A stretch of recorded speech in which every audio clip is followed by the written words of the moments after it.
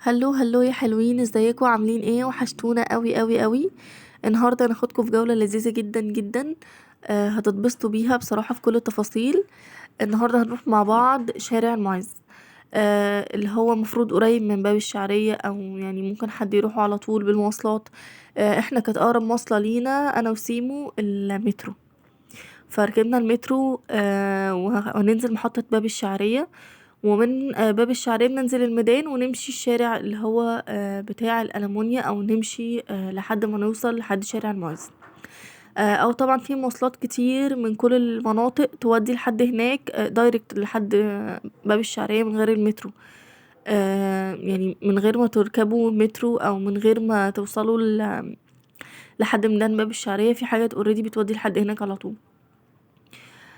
بس الشارع كله للتمشية وكده من غير مواصلات. اوكي. اول حاجة وصلنا ميدان باب الشعرية، اول حاجة حبينا نفطر طبعا على عربية الفول. احلى فطار احلى فطار يا جماعة الصبح على عربية الفول، مش قادرة اوصف لكم. السندوتشات لذيذة جدا. وقفنا طبعا على العربية، سيمو كانت مكسوفة قوي بس انا شجعتها، كانت بجد تجربة لذيذة. دخلنا بقى شارع الألمونيا اهو. بصوا الشارع ده فيه كافة شيء ممكن تتخيلوه. يعني الأدوات اللي هي الألمونيا، من أول المعالق والمصافي والحلل والطاسات الكبيرة، والأدوات بتاعة المطاعم، والعربيات حتى. سيمو طبعا بتاكل وتشرب وأنا بصور. والعلب الصغيرة بتاعة الكاتشب والمايونيز وكل حاجة. أول حاجة دخلناها في شارع المعز مسجد الحاكم بأمر الله. هو أول ما تخشوا الشارع كده على ايدكم الشمال هتلاقوه. المسجد مش قادرة اقول لكم جميل ازاي، وفيه راحة نفسية يعني غير عادية غير عادية. المكان مليء بالسكينة والهدوء. بجد مكان مريح للأعصاب جدا، والصلاة فيه جميلة جميلة جميلة. طبعا انا بصور لكم بالنهار، لكن كمان بالليل خطير خطير خطير. بصوا انا بصور لكم خطيف خفيفة، بس بجد هو محتاج انكم تروحوا. هتنبهروا، جميل جدا جدا جدا. الناس اللي ما راحتش لما تروحوا بجد هتتبسطوا، لان البلاط شكله جميل والصالة جميلة ومفتوحة على السما كده على طول. جزء بره المصلى وجزء جوه برضو، في سيدات وفي رجال. والصلاة فيه في التراويح في رمضان فظيعة فظيعة فظيعة، لازم تجربوها، حلوة قوي قوي قوي.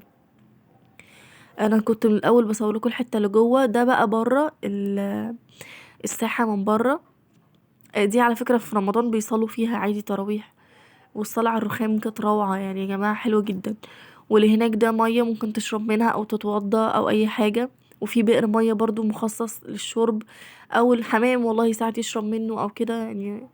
بجد حاجة لذيذة جدا. بصوا الأرض جميلة ازاي. والنجف شكله مميز، والرخام والعواميد. المكان رائع رائع رائع. وفي سكينة كده حلوة قوي بجد. المسجد ده بجد من مفضلاتي.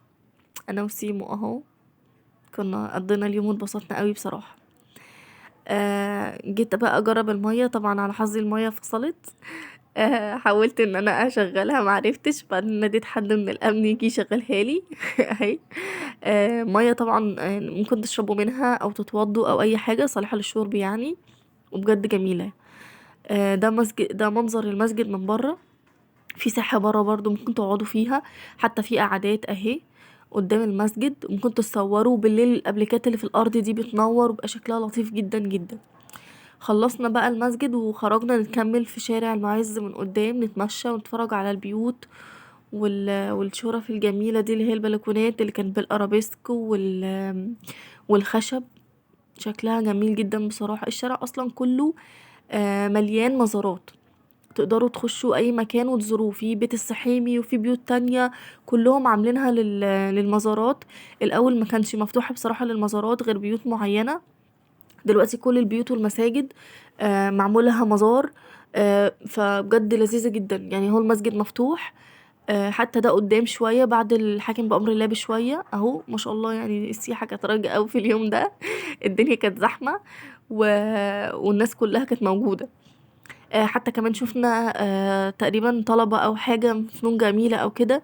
بيقعدوا يصوروا يصوروا الاماكن او يرسموها بالتفصيل او كده. الجو كان لذيذ جدا بصراحة. اهو بص، ده تخشه من المزار، وبرضو قدام في مزار تاني. يعني كان في سياح كتير بيخشوا الاماكن بقى واحد واحد. للاسف احنا ما قدرناش نخش كذا حاجة، عشان كنا يعني على قد الوقت بالظبط.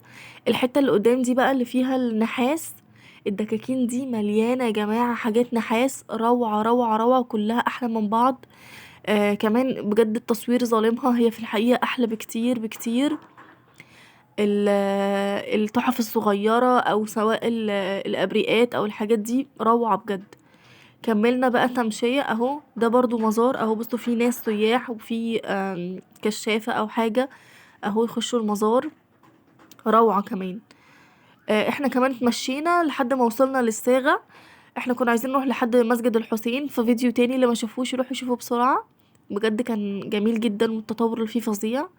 اتمشينا اهو، تلاقوا سيمو بتلعب وبتتفرج، هي تحب تلعب قوي بس خبطت لنا على الطبلة. آم، وبقى ريحة البخور روعة.